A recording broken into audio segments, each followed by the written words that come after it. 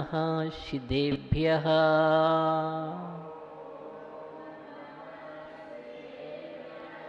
ॐ नमः सिद्धेभ्यः।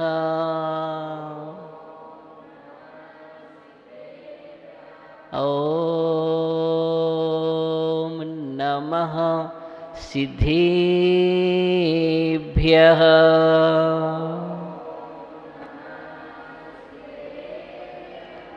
येनात्मा बुद्धितात्मैव परत्वेनैव चापरम् अक्ष्यानन्ते बोधाय तस्मै सिद्धात्मने नमः।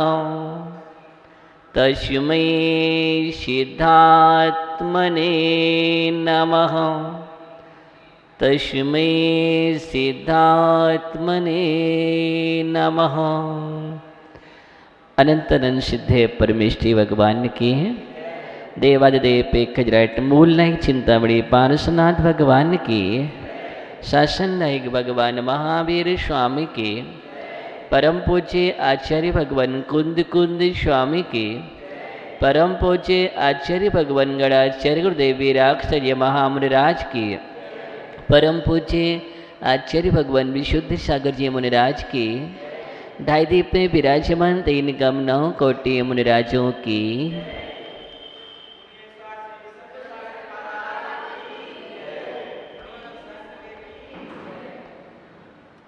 हम सभी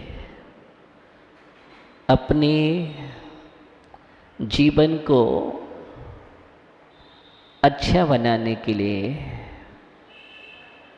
अपने अंदर के भगवान को प्रकट करने के लिए, आत्मा को परमात्मा बनाने की भावना से यहाँ पर हम 16 करण पर्व में भावनाओं को भा रहे हैं।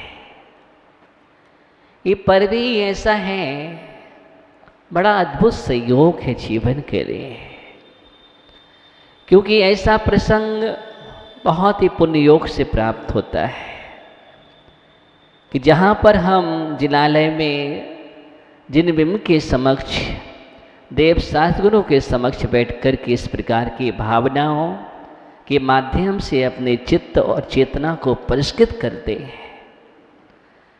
चित्त और चेतना का परिमार्जन करने वाली ये भावनाएं हमारे चित्त के अंदर विशुद्धि का संचार करने वाली भावनाएं हैं और उसके माध्यम से चेतना को जागृत करने वाली ये भावनाएं जो हैं निरंतर ही प्रेरणा देती हैं। भावनाएं जो हैं हमारे अंदर की कलुषता को साफ करती हैं। भावनाएं जो हमारे अंदर उत्पन्न होती है वो अंतरंग के विकारों को समाप्त करती है। देखा हमने कि आत्मस्वरूप के प्रति श्रद्धान आत्मदृष्टा बनकर के जो विश्व कल्याण की भावना जहाँ पर है, इस प्रकार की असीम विशुद्ध श्रद्धा के साथ वह भक्त अथवा वह श्रावक सच्चा केवल के पाद मूल में, तीर्थंकर के पाद मूल में इस प्रकार की विशुद्धि का संचार करता है। और जब वह आत्मदृष्टा सच्चा श्रद्धानी है, निर्मल श्रद्धान है, विशुद्ध श्रद्धा जिसके अंदर है, दर्शन विशुद्धि के साथ जो परम आवश्यक भावना है, जिसके होने पर तीर्थंकर प्रगति का बंध होता है और जिसके नहीं होने पर तीर्थंकर प्रगति का बंध नहीं होता है, उसी के साथ वह इतना विशुद्ध परिणामी है कि उसके जीवन में नम्रता का जो आभूषण है वह आभूषण सदैव रहता है। नम्रता व्यक्ति का आभूषण है। जिसके पास नम्रता है वह अपने जीवन में अनेक उपलब्धियों को प्राप्त हो जाता है। जिसके जीवन में नम्र परिणाम है वह सबका दुलारा होता है। जिसके जीवन में नम्र भाव है सबके लिए प्रेम का पात्र बनता है, क्योंकि नम्रता एक ऐसा गुण है जिस गुण के कारण हम सबको अपना बना सकते हैं। चाहे वो लौकिक में नम्र हो और चाहे पारलौकिक में नम्र हो। लौकिकता में नम्रता भाव लोक को अपना बना सकते हैं और परमार्थ में नम्र भाव अगर हमारे जीवन में है तो हम पूरे संसार का वशीकरण कर सकते हैं। इसलिए सुभाषितकार ने लिखा है कि जीवन के सबसे बड़े 2 आभूषण हैं। ध्यान देना, आज हम दूसरी भावना देख रहे हैं। दूसरी भावना का नाम है विनय संपन्नता। कौन सी भावना? विनय संपन्नता का मतलब है, अभी तक आप लोगों ने सुना होगा कि व्यक्ति धन से संपन्न है,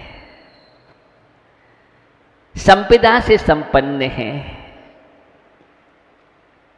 ये व्यक्ति संपन्न है। कहते ना उसके पास बहुत सारी धन दौलत है, बहुत सारे संसाधन है उसके पास, तो हम बोलते हैं ये भैया संपन्न व्यक्ति है। लेकिन इस प्रकार की संपन्नता का इन भावनाओं में कोई स्थान नहीं है। इस प्रकार की संपन्नता से तीर्थंकर प्रगति का बंध नहीं होता है। इस प्रकार की संपन्नता तो संसार का कारण है। अगर विनय संपन्नता नहीं है तो वो संसार का कारण है। उसके जीवन में धर्म नहीं है, वीतराग तत्व नहीं है, तो वो संसार का कारण है। आचार्य यहाँ कह रहे हैं बाहर से धन दौलत से भले उसके पास कमी हो ना हो, लेकिन अगर विनय से संपन्न है तो इस धरती पर सबसे बड़ा संपन्न व्यक्ति वही है। और धन दौलत से कितना भी बड़ा संपन्न बना रहे, लेकिन उसके जीवन में विनय नहीं है तो सबसे बड़ा विपन्न है, वो दरिद्र है वो। इसलिए आचार्य कह रहे विनय की संपन्नता सबसे बड़ी संपन्नता है, या विनय ही सबसे बड़ी संपदा है। क्योंकि आचार्य भगवंतों ने लिखा है विनयो मोक्ष द्वारम, विनय मोक्ष का द्वार है। आचार्य वट्टिकेर स्वामी मूलाचार्य में लिखते हैं विनयो मोक्ष द्वारम, जिसके पास विनय है उसके लिए मोक्ष का द्वार खुला है, और जिसके जीवन में विनय नहीं है उसके लिए मोक्ष का द्वार बंद है। मोक्ष महल में प्रवेश करने के लिए एकमात्र विनय ही ऐसा द्वार है जहां से प्रवेश किया जाता है, और वो विनय सामान्य विनय नहीं है। यहाँ पर अंतरंग के विशुद्ध परिणाम जो है, अंदर की कठोरता नहीं होना, नम्रता होना, मार्दवता होना, मृदुता होना, सरलता होना, सहजता होना, शालीनता होना, समरसता होना, सौजन्यता होना, सहानुभूति की भावना से भरा है, सहिष्णुता की भावना है, हार्दिकता की भावना है, ये सब उसका नाम विनय है। इन गुणों से संपन्न व्यक्ति ही विनय संपन्न कहलाता है। देखो अपने अंदर, टटोलो अपने अंदर विनय, जो हमारे लिए विलियम कर्मम, जो कर्म को विलीन करती है उसका नाम विनय है। अथवा जो हमारे जीवन में विशेष पूर्वक गुणों को लाती है उसका नाम विनय है। विनय से विशेष विशेष गुणों का प्रकटीकरण होता है। इसलिए आचार्यों ने कहा है विनय एक तप है, अंतरंग तप है, बहिरंग भी नहीं है, अंतरंग तप है। प्राश्चित विनय वैयावृत्ति स्वाध्याय व्युत्तर ध्यान न्युत्तरम। आचार्य उमा स्वामी महाराज, विनय अंतरंग तप है और तपसा निर्जरा चा, तप से निर्जरा होती है, संबर भी होता है। इसलिए संबर और निर्जरा का प्रमुख कारण अगर कोई है तो विनय है। विनयी व्यक्ति महान होता है, अभिमानी व्यक्ति महान नहीं होता है। अभिमानी का इतिहास रावण का इतिहास बनता है और विनयी का इतिहास राम का इतिहास बनता है। ध्यान रखना, विनय के माध्यम से हम सभी को जोड़ सकते हैं, एकता के सूत्र में बांध सकते हैं। संगठन विनय के द्वारा होता है। विनय के माध्यम से सभी लोग एक साथ जुड़ जाते हैं, अभिमान में सब टूट जाते हैं, बिखर जाते हैं, क्योंकि अभिमान में अकड़ होती है और अकड़ से धर्म की पकड़ छूट जाती है। अकड़ना अच्छा नहीं है, क्योंकि अकड़ना मुर्दे की पहचान है। इसलिए अकड़ना अच्छा नहीं है। जो अकड़ता है वो धराशायी हो जाता है। नदी उबाल पर थी, नदी में बहुत वेग आया, अचानक नदी में पूर आता है और उसका उफान चारों ओर इतना इतना प्रलयकारी होता है, कितने लोगों को बहा देता है।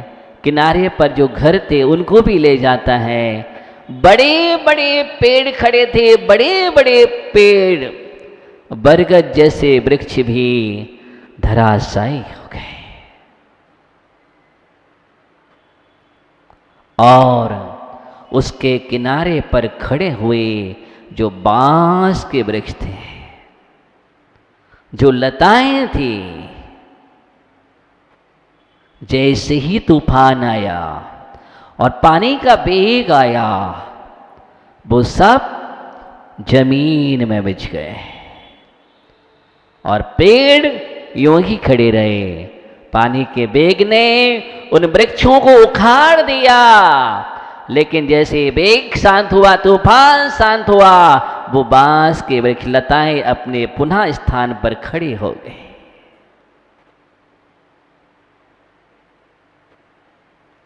जो अकड़ में चलता है वो उन पेड़ों की तरह उखाड़ दिया जाता है, और जो बांस जैसी लताओं जैसे नम्र स्वभावी होते हैं वो जमीन में होने पर भी पुनः खड़े हो जाते हैं। उनका कुछ नहीं होता, नम्रता ही ऊंचाइयों को ले जाता है। नम्र स्वभावी उठता है, नम्र स्वभावी ऊंचाइयों को प्राप्त करता है। उच्च गोत्र का बंध किसको होता है?